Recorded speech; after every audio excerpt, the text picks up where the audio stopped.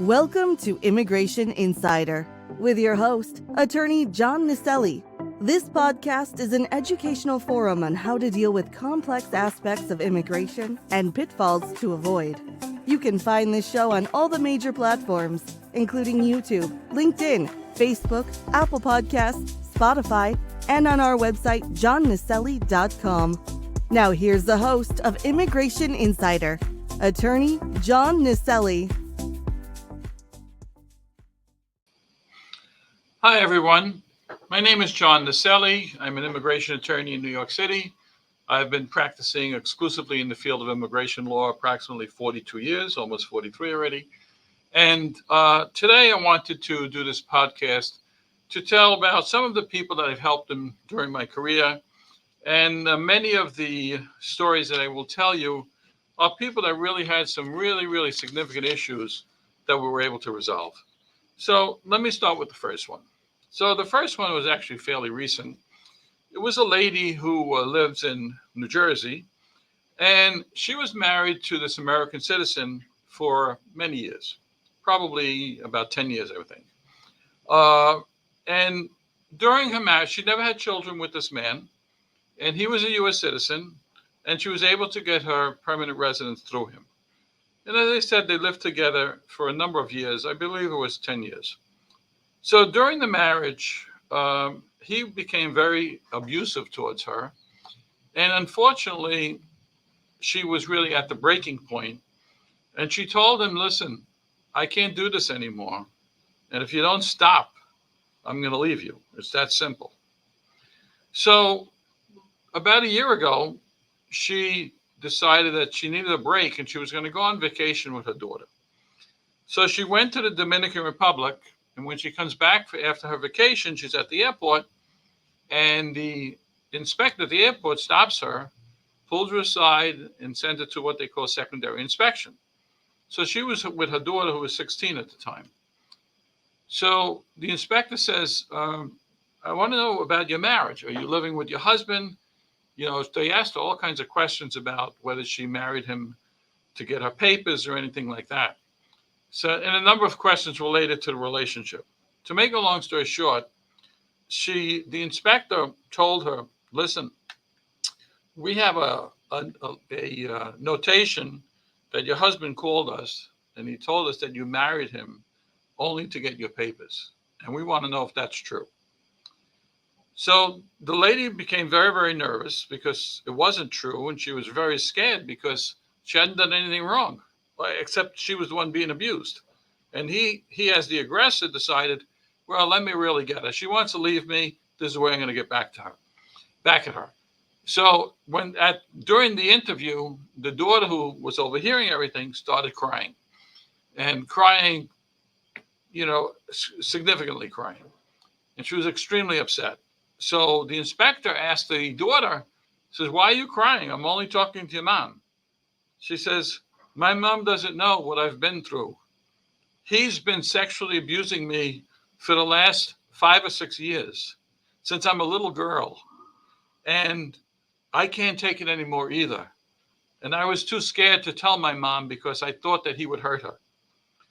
So when immigration finds this out, of course, they don't give her a hard time. They just release her. And when she gets back home, she calls me and tells me exactly what took place. So when I found out what happened, I says, well, listen, you call the police immediately. You have him arrested and you get out of that house, or have him get out of the house immediately. So she did. So the police took him. He was taken out of the house and he was subsequently arrested and prosecuted. And then that became another issue because then they'd have to make the daughter relive everything that she had been through in order to do a prosecution. So that had been on hold a little while because she was very distraught. So to make a long story short, because she had her residence for more than 5 years, she wanted to file for citizenship. So I had told her, well, you can still file for citizenship even if you're not living with him. As long as you're still married to him, you can still file for citizenship. So she did.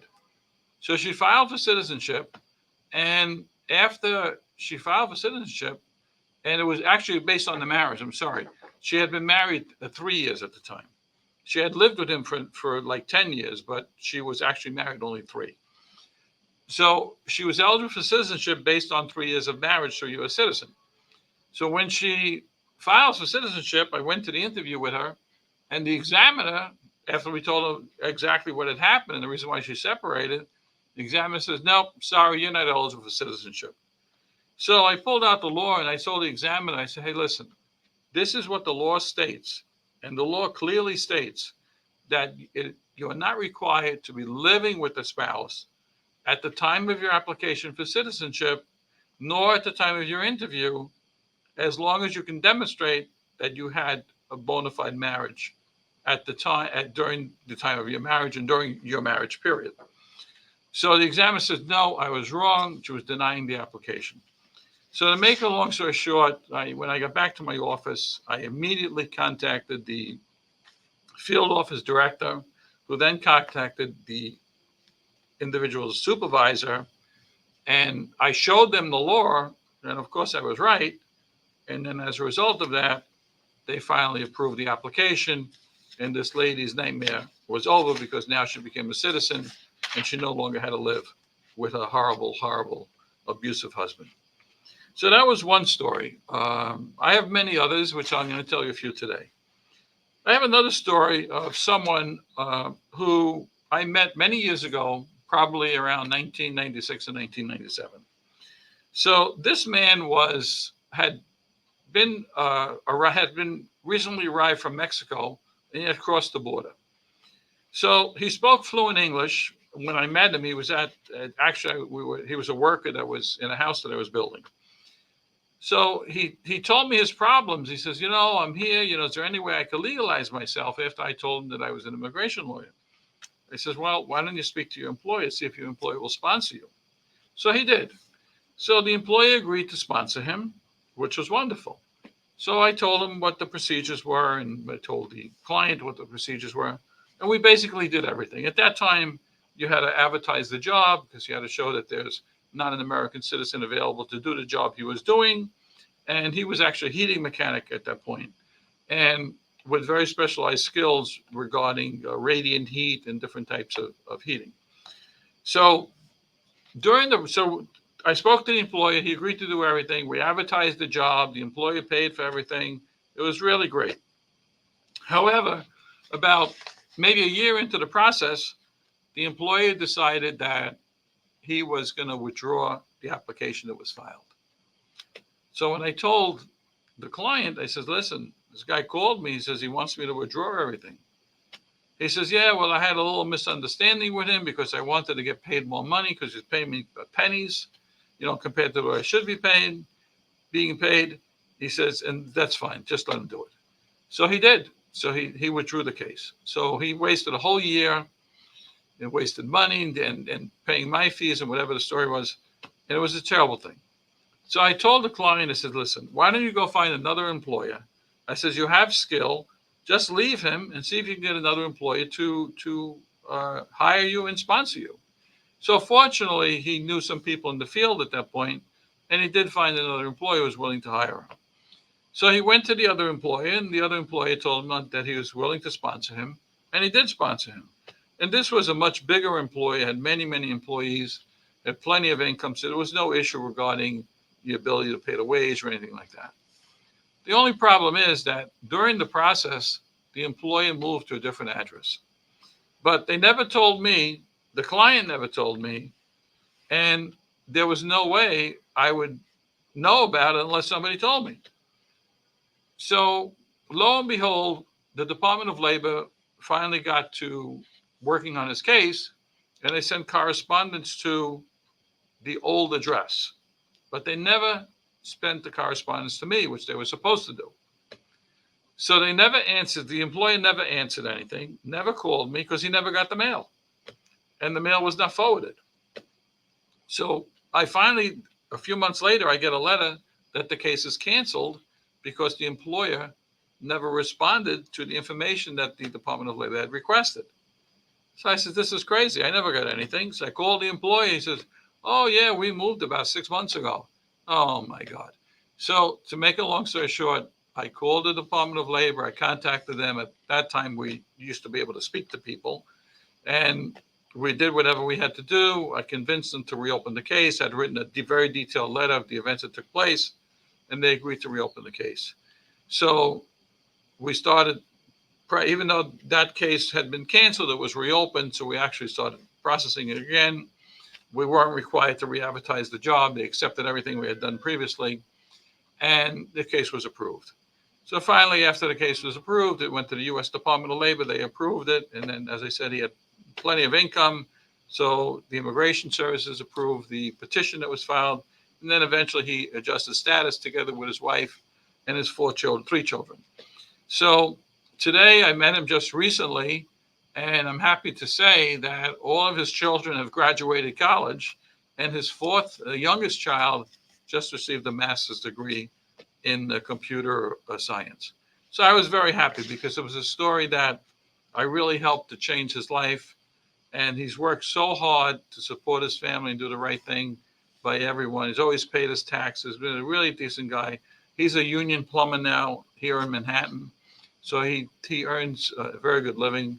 And he always tells me, "You changed my life." And that's a good feeling.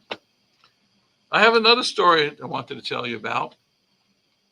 And this story is about a married couple who came to me and wanted to become permanent residents.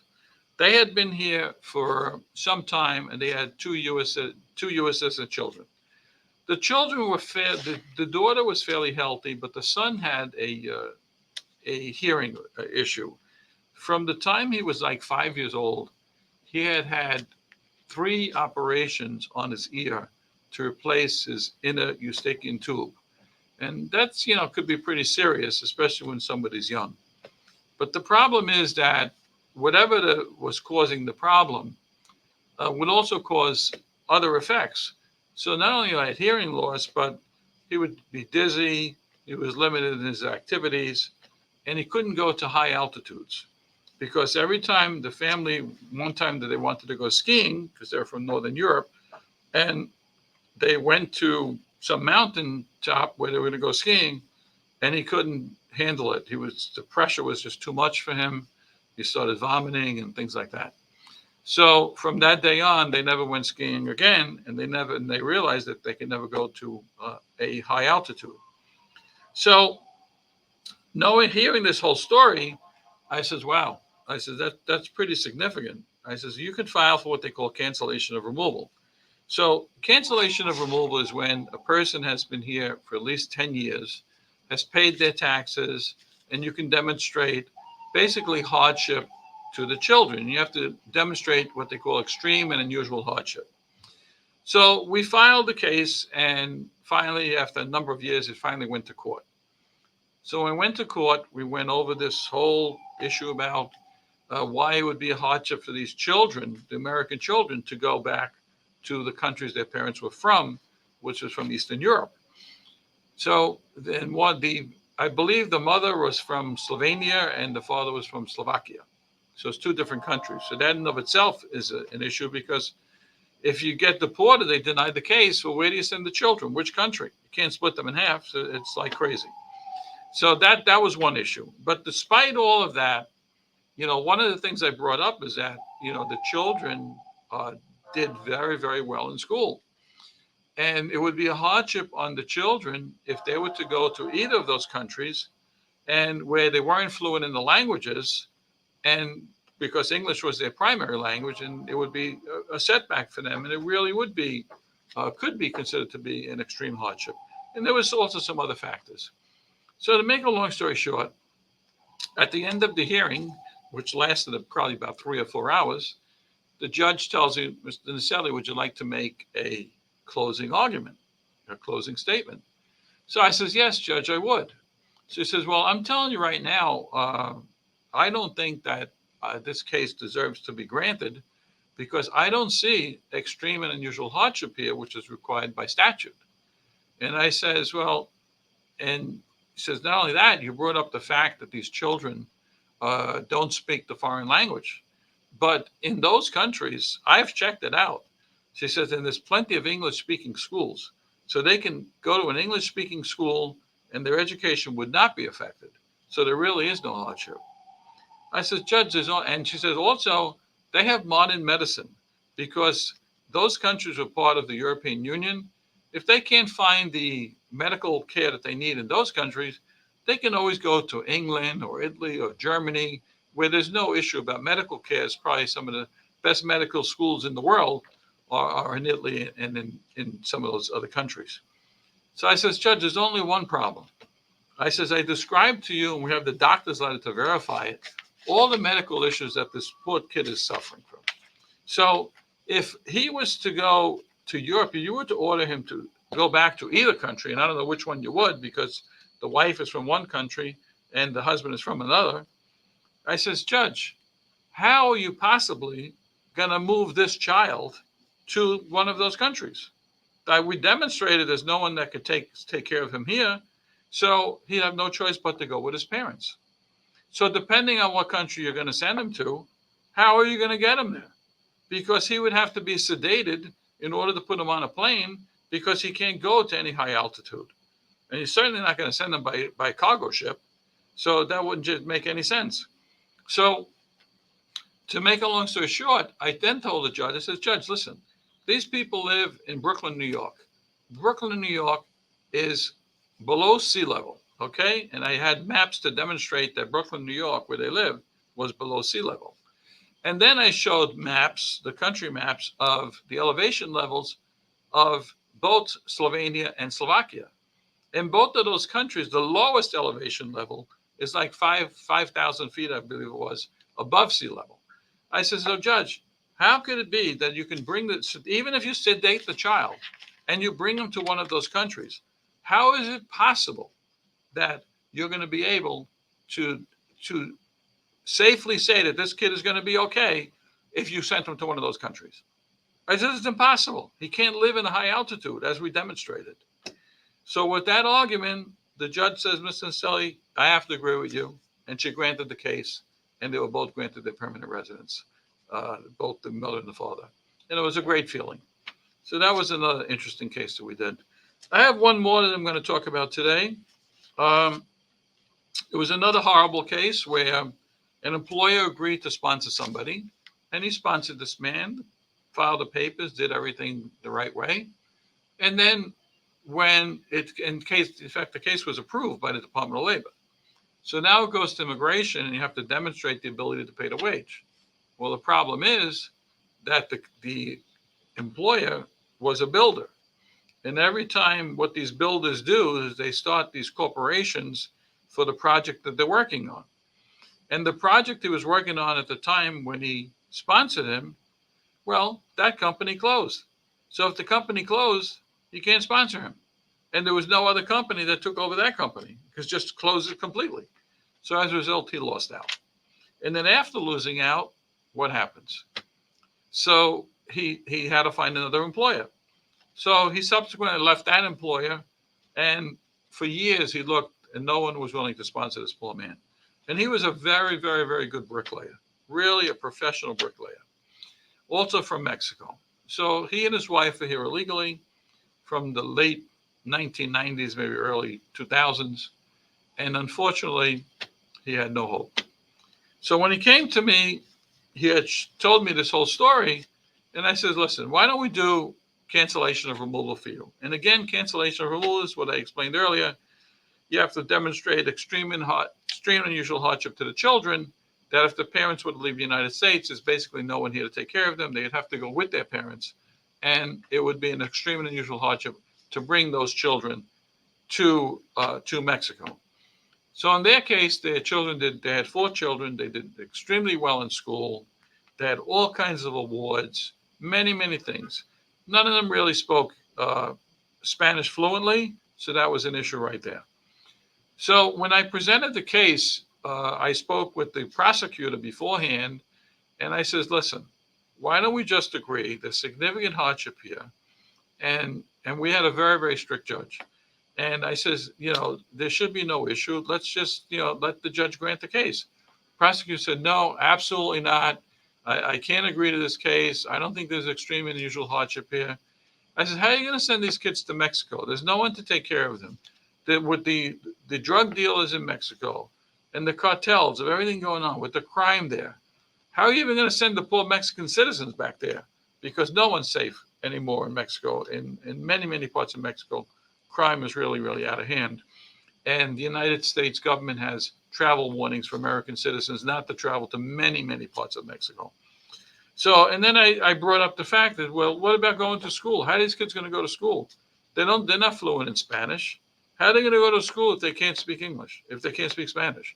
Oh, they could probably find a school. Well, maybe they could find a school, but how could they afford it? Where's the husband going to work? Where's the wife going to work? So no matter what I said, they wouldn't agree. And the judge was extremely, extremely difficult. No, I don't see extreme and unusual hardship here. These kids are healthy. They do well in school, but that to me is not enough. So I convinced them to do what they call administrative closure. So administrative closure is when they actually close the case, but you're allowed to keep your permission to work. So my clients were extremely happy because they said, well, I'm not going to be deported, but I'll keep my permission to work. So that's what we did. So we administratively closed the case. And basically, we waited a few more years because one of the children was like 17, and we waited for the child to turn 21. When the child turned 21, we went back to the court. We had a petition. We had to file a petition for our parents, which had to file a separate petition for each parent. That was approved. Once it was approved, we went back to court. We reopened the proceedings. We had a hearing before the same exact judge, and the judge was so complimentary to this man. It was just unbelievable. He says, oh, mister, I see that you've done so well in the United States. Your children are so well educated, and you've paid your taxes. You pay significant taxes here. You really deserve to be complimented for all that you've done.